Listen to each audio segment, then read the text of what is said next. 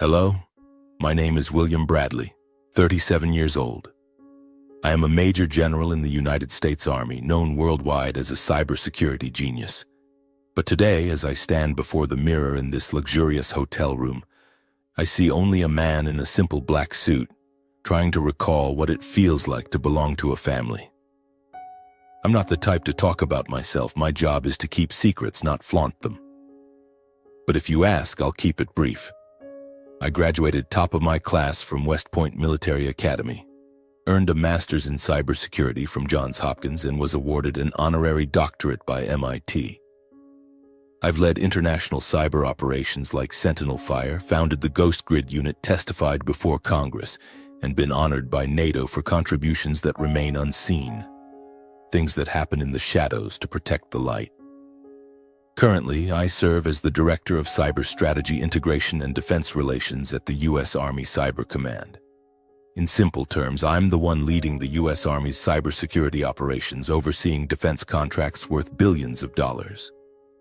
But no one in my family knows this. And today I return not as a general, but simply as Will, the eldest son, the older brother, the one my family thinks is just a lowly soldier. I stand in front of the 5-star Grand Elysium Hotel, where my younger brother Brian is about to hold his wedding. The building is as magnificent as a palace, with pristine white marble columns, sparkling crystal chandeliers, and a red carpet stretching from the entrance to the main hall. The soft strains of jazz music drift from inside, mingling with the laughter and chatter of elite guests. I take a deep breath, adjust my tie, and feel the cool touch of my West Point ring on my finger. This is my promise to my mother, that I wouldn't miss Brian's big day, even though it's been nearly 10 years since I've come home. 10 years since I chose my own path, leaving behind the glamour of my family to live in military bases, frigid server rooms, and long nights facing invisible threats in cyberspace.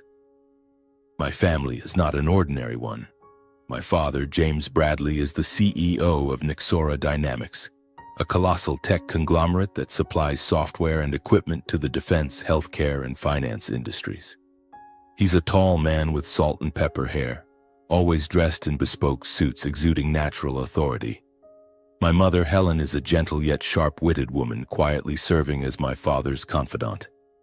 And Brian, my younger brother, is the CFO of the company, a younger version of our father, smart, ambitious, and always knowing how to charm a crowd. They are giants in the eyes of others, the architects of a billion-dollar empire. And me? I'm the only one who turned down the offer to join the family business, rejecting the opportunity to get rich, to live a life they'll never understand. I step into the banquet hall where over 300 guests are gathered. The air is thick with the scent of expensive perfume, the clinking of wine glasses, and the shimmer of evening gowns under the lights. A young woman in a hotel staff uniform greets me, checks my invitation, and points me toward table 17, tucked away in a far corner of the hall. I smile, thank her, but a sharp pang stabs at my chest. Table 17. Not the head table, not near the stage, but a side table reserved for unimportant guests. I'm not surprised, but it still feels like someone just slipped a small knife into my heart. As I make my way to the table, a few glances follow me. A cousin, an old family friend, some strangers. They nod politely, but I can see the curiosity mixed with pity in their eyes. "That's Will, the eldest Bradley son," I hear a woman whisper to her companion. "They say he's still in the military. Such a shame. With that mind, he could have done so much more." I pretend not to hear, pull out a chair at table 17 and sit down. The other guests at the table are engrossed in lively discussions about the stock market and real estate. They glance at me, offer polite smiles, then quickly return to their conversation, as if my presence is just a passing breeze. I look toward the stage where Brian stands, radiant in a black tuxedo, hand in hand with his bride, Emily. She's beautiful, with shimmering blonde hair and a warm smile. Brian laughs heartily, responding to a joke from our father, who stands beside him, raising a glass to the guests. The entire hall seems to revolve around them, the Bradleys, the successful, the respected. I take a sip of water, feeling a faint bitterness in my throat, not from the drink but from memories. Growing up, Brian and I were close. We were raised in a large house in suburban Virginia with a sprawling lawn and a sparkling blue pool.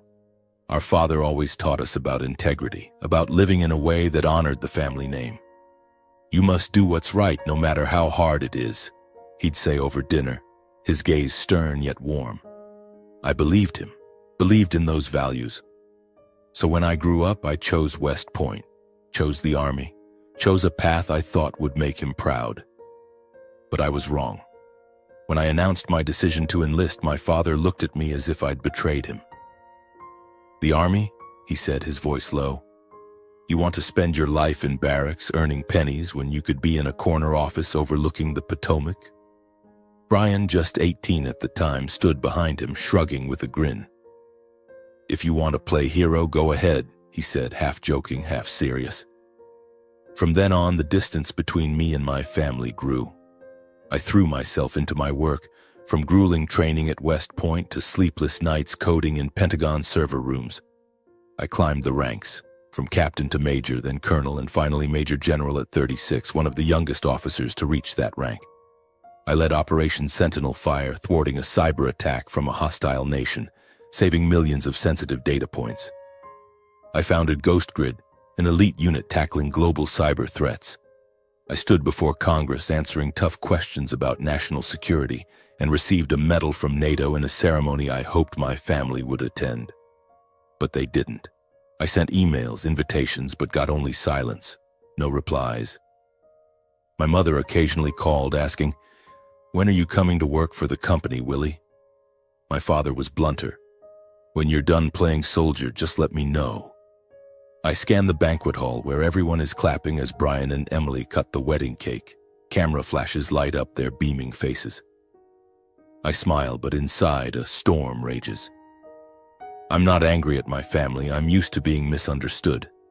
But I can't deny the hurt, like a small but deep cut every time I hear someone call me the lowly soldier or the Bradley family's worst choice.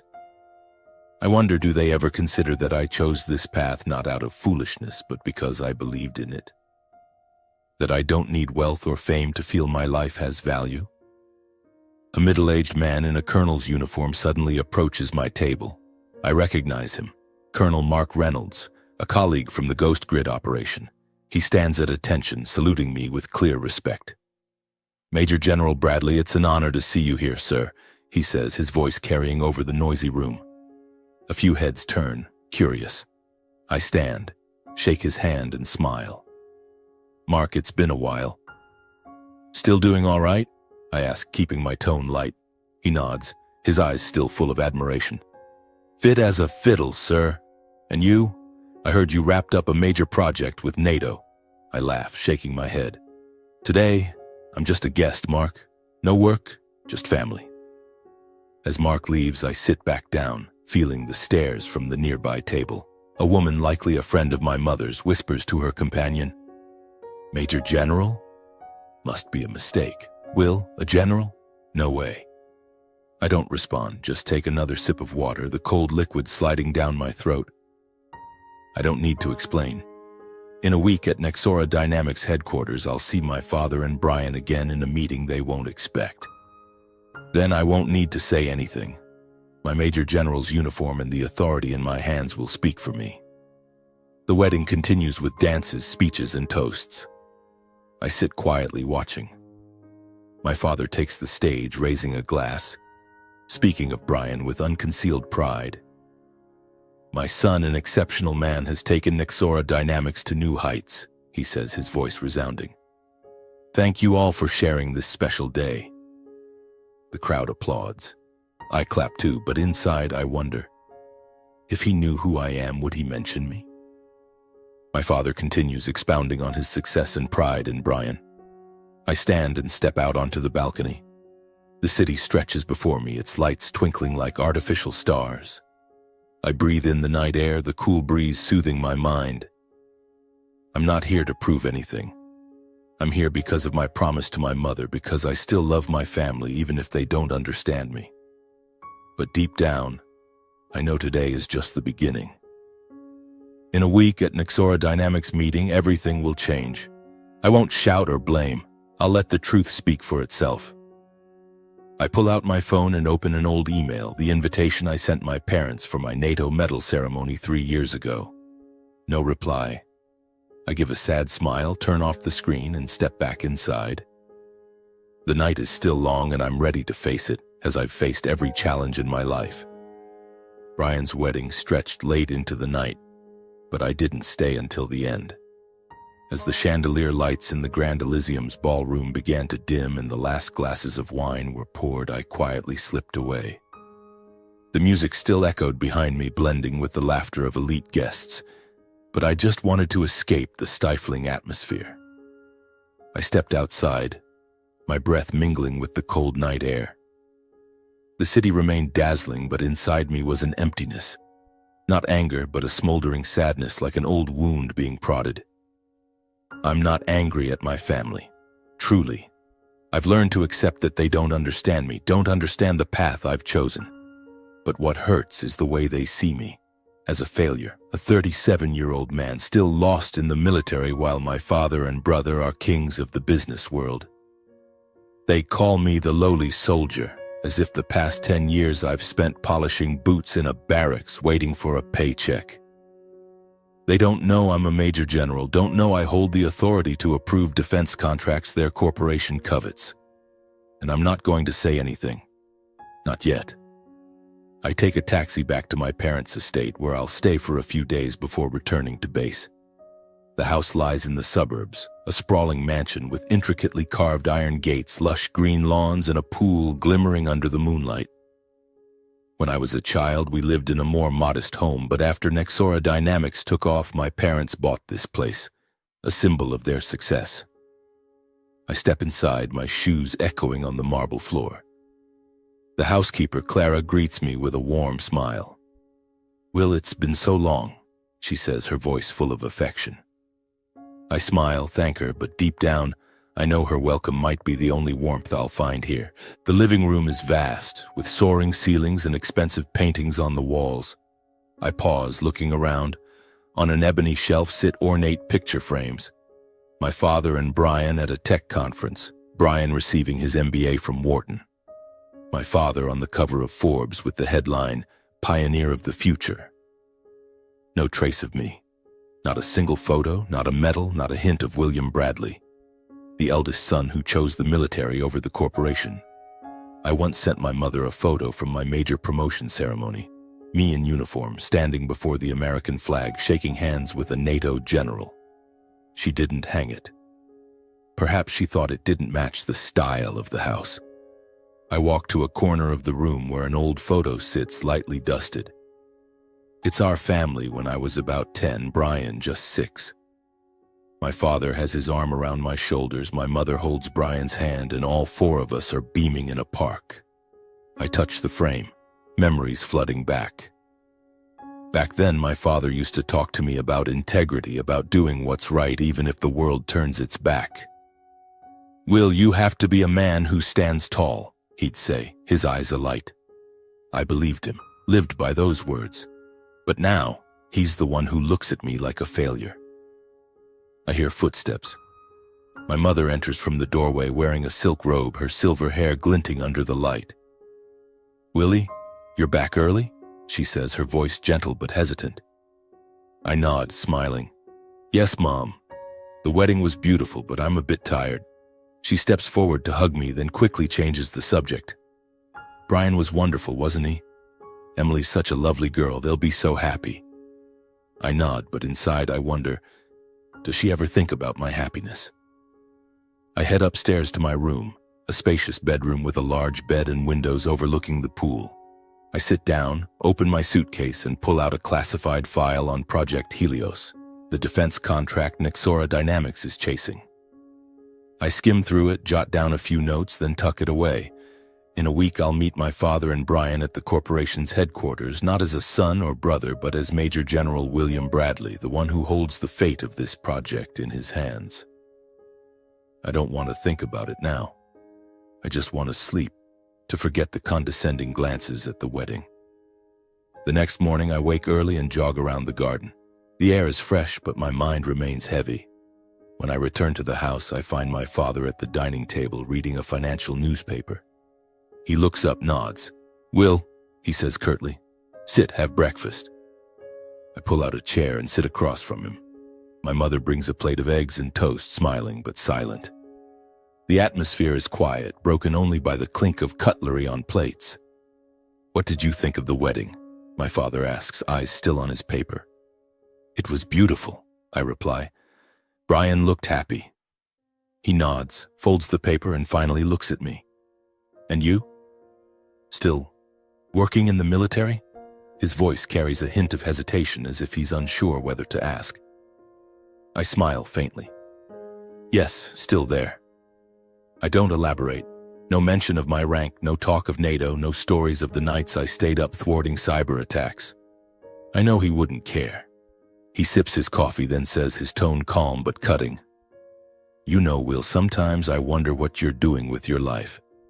Brian's achieved so much, pulling in 6 figures a month, and you're still there in the barracks, living a life I don't understand." I grip my fork tightly, feeling anger rise, but I hold it back. "I like my work," I say evenly. He scoffs, shaking his head. "Work? That's not work, Will. It's a hobby.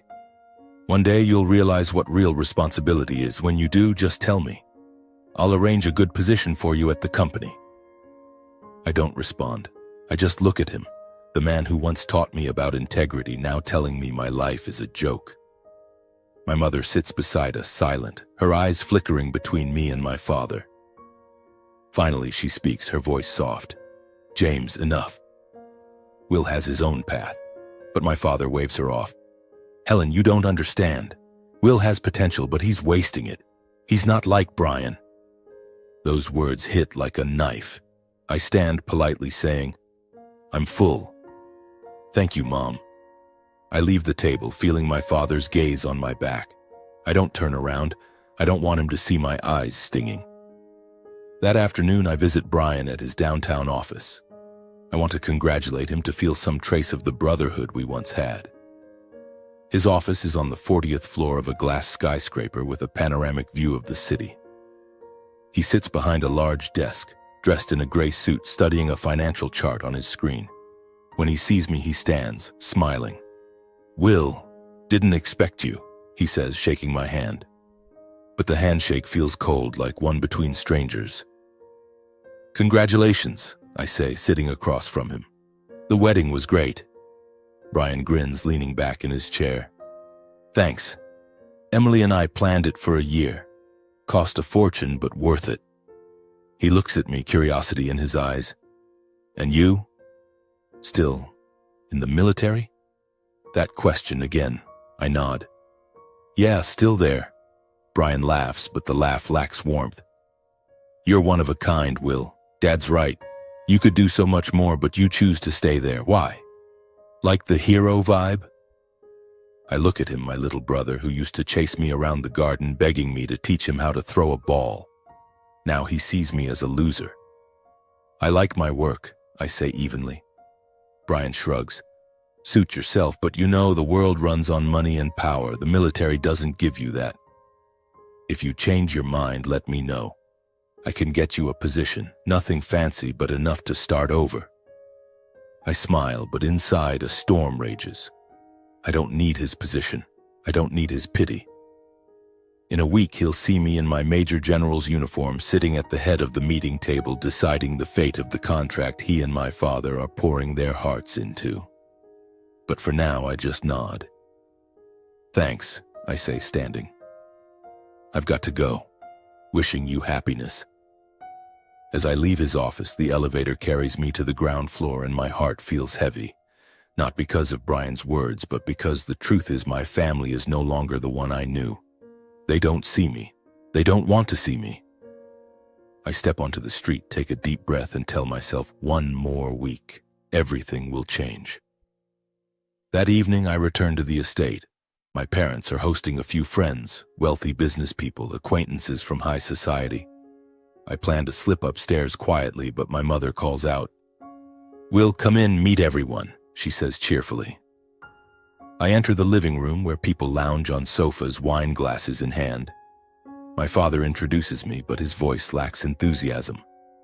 "This is Will, my eldest son. He's serving in the military. A man, likely a friend of my father's, laughs loudly. The military? Really? You didn't want to work with your dad? Nexora Dynamics is dominating the market. The others chuckle as if it's a joke. I smile politely, saying, I like my work. But they don't stop. A woman wearing glittering pearl earrings chimes in. Oh, what a pity. With Bradley genes, you should be a billionaire by now. My father laughs, sipping his wine. Exactly, but Will, he wants to be a lowly soldier. I don't know what he's thinking. The room erupts in laughter at my father's mocking remark. I stand there, each word hitting me like a stone. I want to shout, to tell them I'm a major general, that I wield power they can't imagine. But I don't. I nod, excuse myself, and leave. Upstairs, I close my bedroom door, sit on the bed, my heart pounding. I lie back, staring at the ceiling. One more week, I tell myself. One more week and they'll see. After 3 days at my parents' house, I began packing to return to work. Before I left, my father shook my hand and said, If you change your mind, just call me. His voice even. Nexora Dynamics always has a place for you. I nodded, saying nothing. I didn't need his place. I had built my own path, and in 1 week he would see. I returned to my apartment near the Pentagon, a modest, unassuming place with white walls, an old desk, and a bookshelf filled with classified documents. I started checking emails and preparing for the meeting at Nexora Dynamics. I wasn't nervous. I was used to pressure, used to boardrooms filled with powerful people, their eyes fixed on me, waiting for a decision that could change the world. But this time was different.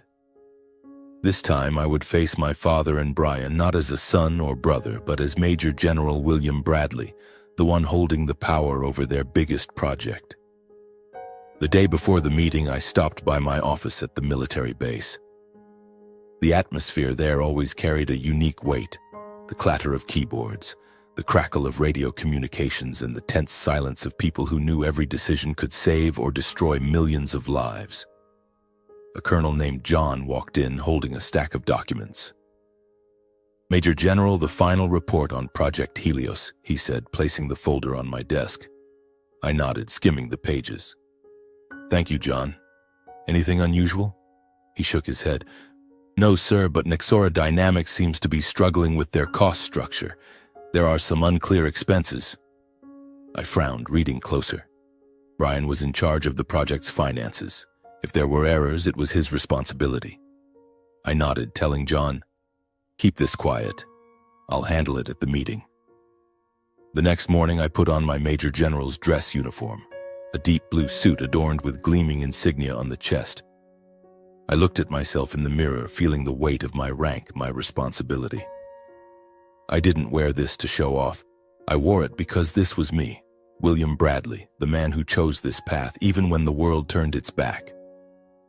I got into the car and my driver took me to Nexora Dynamics headquarters, a shimmering glass skyscraper in the heart of the city. As the car stopped, I took a deep breath and stepped out. Today, everything would change. I entered the main lobby where the receptionist greeted me with curious eyes. Major General Bradley, this way, please, a young assistant said, leading me to the boardroom on the top floor. I felt the stares from employees, from people who didn't know who I was but noticed the rank on my uniform. They whispered, pointed, but I didn't care. My thoughts were on my father and Brian, on what they would feel when they saw me walk in. The boardroom was expansive, with a long ebony table and floor-to-ceiling windows overlooking the city. My father sat at one end of the table, dressed in a gray suit, talking with a few executives. Brian sat beside him, checking documents on his iPad, looking tense but confident. The chairman of the board, Robert Callahan, stood at the head of the table, shaking my hand as I entered. Robert was an old friend, someone I'd worked with during a NATO operation. He smiled, his eyes full of respect. "Will, good to see you," he said warmly. I nodded, smiling back. "Good to see you, Robert." I took my seat, feeling the room's atmosphere shift. My father looked up and saw me. His eyes flickered with surprise, then quickly turned away as if he didn't want to acknowledge my presence. Brian glanced at me, frowned, then leaned over to whisper something to an executive beside him. I knew what they were thinking. What's Will doing here? In a uniform? Probably just some minor military representative. I said nothing, just placed my folder on the table and waited. Robert stood, tapping the table lightly to draw attention. Ladies and gentlemen, we're here today to discuss Project Helios, a critical defense contract with the Department of Defense, he began, his voice resonant. And I'm honored to introduce the representative from the military, the one with final approval authority for this project. He turned to me, smiling. Major General William J. Bradley, Director of Cyber Strategy Integration and Defense Relations, U.S. Army Cyber Command. The room fell silent. I felt every pair of eyes lock onto me like invisible bullets. My father looked up, his coffee cup frozen mid-air. Brian whipped around, his mouth agape, eyes wide with disbelief. The other executives whispered, some flipping through their documents as if to confirm it was really me. I sat straight, meeting Robert's gaze, nodding slightly. Thank you, Mr. Callahan. I'm ready to begin. My father coughed, trying to regain his composure. Will, he said, his voice trembling. You're a major general? I looked at him, my gaze calm but sharp. Yes, sir. Brian shook his head, muttering, No way. But Robert cut in, his tone firm. Major General Bradley is one of the world's leading cybersecurity experts. We're fortunate to have him here today. My heart pounded, not from nerves but from a strange mix of satisfaction and pain. I had waited for this moment, the moment when my father and Brian realized I wasn't the lowly soldier. But at the same time, a deep sadness settled in. Why did it take this moment for them to see me? Why did I have to wear this uniform, stand in this boardroom for them to recognize my worth? The boardroom at Nexora Dynamics headquarters still buzzed with whispers as I took charge of the discussion. Seated at the head of the table, my Major General's dress uniform immaculate, my gaze swept across the faces. Executives in expensive suits, assistants scribbling furiously, and my father and Brian, both frozen in silence. I didn't let personal feelings creep into my work. Not today. Not here. I was Major General William Bradley, and I had a mission. To ensure Project Helios wasn't just a billion-dollar contract, but an impenetrable cybersecurity system protecting millions. Ladies and gentlemen, I began, my voice steady but carrying the weight of authority. Project Helios is not merely a tech project. It is the backbone of national security. Every detail, from code to costs, must be scrutinized thoroughly. I need Nexora Dynamics to provide clear explanations of its security strategy and financial structure. Where shall we start? My eyes locked onto Brian, unwavering. Brian, my younger brother, who just a week ago mocked me as the soldier playing hero, now fumbled with his tie. He glanced at our father as if seeking rescue, but my father sat silently, his gaze fixed on the table, hands gripping his pen tightly. Major General, Brian started, his voice faltering. We've optimized the cost structure for maximum efficiency. All expenses are fully reported. He slid a stack of documents toward me, but I could see the tension in his movements. His hands trembled slightly, and I knew. He wasn't certain. I flipped through the documents, my eyes scanning the numbers, but my mind already recalled the irregularities Colonel John had flagged. The $47 million expenditure for the Singapore subsidiary, I said, my voice calm but sharp. It's not clearly justified. Can you elaborate on its purpose? I looked at Brian, not as his brother, but as the man controlling the fate of this project. The room fell so silent I could hear the ticking of the wall clock. Brian swallowed hard, flipping through his papers, scrambling for an answer. It's an investment for auxiliary research, he said, but his voice lacked conviction. Auxiliary research, I repeated, raising an eyebrow. Do you have a detailed report on the outcomes of this research? Because according to military data, that subsidiary hasn't conducted any Helios-related research in the past 2 years. I slid another document toward him. An analysis from my team at Cyber Command. Brian paled. An executive nearby coughed, trying to break the tense atmosphere. My father finally looked up, his eyes darting between me and Brian as if he couldn't believe the scene unfolding. I didn't look at him. I didn't want to see disappointment or shame in his eyes. I was just doing my job as I had for the past 10 years, putting duty above emotion. Major General, another executive, Eleanor Hayes, spoke up, her voice cautious. We'll review this expenditure and provide a full report. I'm sure it's just a misunderstanding. I nodded, keeping my expression neutral. I expect that report within 48 hours. National security doesn't tolerate misunderstandings. I emphasized the last word and the room seemed to hold its breath. I pressed on, questioning not just the costs but the security strategy. I asked Nexora's technical team to present the system's source code, pointing out a potential vulnerability in the encryption protocol. If an enemy exploits this flaw, the entire network could collapse within hours, I said, my voice icy. I need a remediation plan immediately. The engineers nodded frantically, scribbling notes. Brian sat silently, his eyes fixed on the table as if willing himself to disappear. My father finally spoke, his voice hoarse as if it took effort to get the words out. Major General, he corrected himself. We'll ensure everything is addressed. Nexora Dynamics is fully committed to working with the Department of Defense. I nodded, meeting his eyes for the first time in the meeting. I trust that commitment, Mr. Bradley, I said, my tone professional. Hearing my father call me Major General in front of the entire board filled me with an indescribable sense of confidence and pride. The meeting stretched on for 3 hours, and I ran it with the precision of someone accustomed to command. Every question, every demand was aimed at ensuring Project Helios met the highest standards.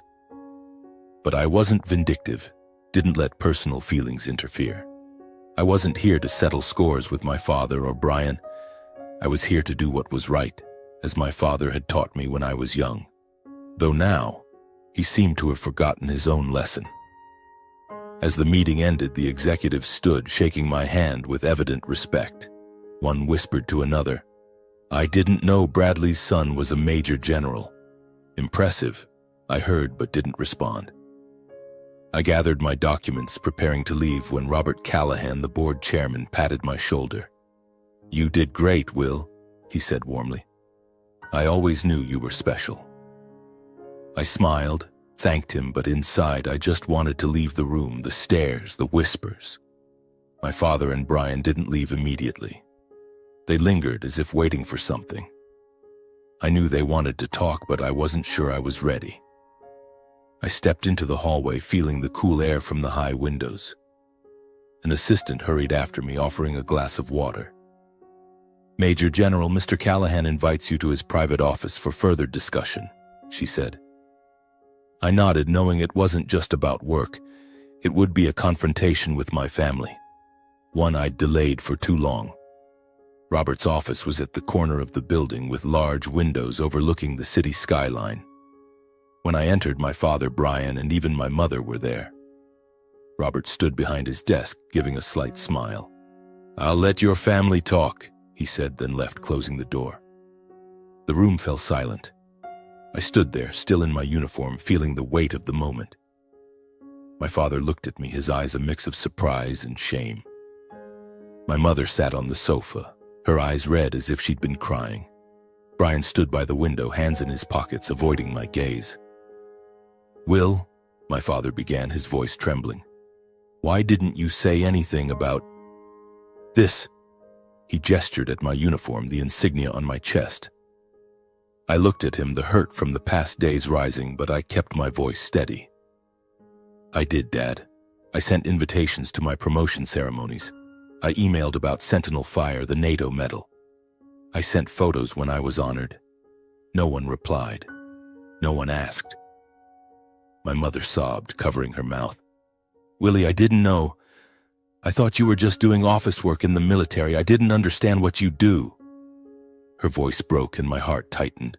I wanted to step forward, hug her, tell her it was okay, but I couldn't. I just stood there looking at her, at my father, at Brian. Brian finally spoke, his voice quiet but sincere. "Will, I mean Major General," he corrected himself. "I was wrong. I mocked you, thought you weren't good enough. You deserve respect." I looked at him, seeing the shame in his eyes. Part of me wanted to forgive him instantly, to return to the days when we were close brothers. But another part of me still hurt. Hurt from years of being overlooked, belittled. My father stood, stepping closer to me. "Will," he said, his voice hoarse, "I thought you needed me to guide you. I thought you were wasting your potential. I was wrong." He paused, as if struggling for words. "I'm proud of you." It was the first time in 10 years he'd said that. I looked at him, feeling a spark of warmth mixed with sadness. "I just wanted to be respected for the path I chose," I said, my voice low. "Not because I rejected yours." My father nodded, his eyes misty as if replaying the past years. "You're right," he said softly. "I didn't see you. I'm sorry." I didn't respond. I just nodded, turned away, my heart heavy. I wasn't here to win or make them feel guilty. I just wanted them to see me, truly see me, not through the lens of money or fame. I left the office, stepping into the hallway, the sunlight from the windows warming my face. A week ago, I was the lowly soldier. Today, I was Major General William Bradley, the man who silenced a boardroom. But deep down, I was still just Will, the son, the brother, forever hoping that one day his family would understand. I returned to my apartment near the Pentagon, where the small, familiar space helped me find calm. I took off my uniform, hung it on the rack, feeling its weight lift from my shoulders, but the weight in my heart lingered. At my desk, I opened my laptop, checking emails from Colonel John. The latest report on Project Helios confirmed my suspicions. Brian's cost structure had multiple gaps, not fraud, but poor management. I drafted a concise email to Robert Callahan, Nexora Dynamics chairman, urging them to rectify the issues before the Pentagon intervened. "This isn't intentional," I wrote, "but it needs immediate correction to ensure national security." I hit send, feeling a sense of relief for doing the right thing, not exposing my brother, but giving him a chance to fix his mistakes. The days that followed saw me dive back into work at Cyber Command, immersed in lines of code, classified briefings, and strategies to protect the nation's networks. But my family stayed on my mind. I thought of my mother, her tear-streaked eyes in Robert's office. I thought of my father, his trembling voice as he apologized. And I thought of Brian, my once close brother, now grappling with the fallout of his project's errors. A week after the meeting, I received an email from Brian. The subject was simply, "Thanks." I opened it, reading each line with a strange feeling. "Will," he wrote, "I've reviewed the entire cost structure for Helios as you requested. There were things I didn't handle well, and I'm fixing them. Thank you for not making a big deal out of it. I was wrong to underestimate you. If you have time, I'd like to meet. Just us brothers." I reread the email, a spark of warmth creeping into my heart. I replied briefly, "Good. I'm free this weekend. Let's meet at the old coffee shop." It was the small cafe in the suburbs where we used to sit for hours as kids talking about naive dreams. Brian agreed immediately. I put my phone away, feeling a flicker of hope, though still cautious. I wanted to believe we could reconnect, but I knew the road ahead wouldn't be easy. That weekend, I arrived at the cafe, dressed in a shirt and jeans, no uniform, no insignia. I wanted to meet Brian not as a major general, but as his brother. He was already there, sitting in our old corner, a latte in front of him. When he saw me, he stood smiling, the first genuine smile I'd seen from him in years. "Will," he said softly, "thanks for coming." We sat, talked. At first it was small talk, work, Emily, the weather, but then Brian took a deep breath, looked me in the eye. "Will, I'm sorry," he said. "I thought you weren't good enough. I was wrong. What you do, what you've achieved, I didn't know. I let my arrogance blind me." I looked at him, seeing sincerity in his eyes. "It's okay, Brian," I said. I don't need you to be proud of me, I just want you to respect the path I've chosen. He nodded, sipping his coffee. I've fixed the cost plan, he said. Robert says it's much better now, and I learned a lesson, not just about finances, but about responsibility. I smiled, feeling relieved. Good. You're smart, Brian. You'll do better. We kept talking about old times, silly fights, the dreams we once shared. As we left the cafe, I felt a part of the gap between us had closed.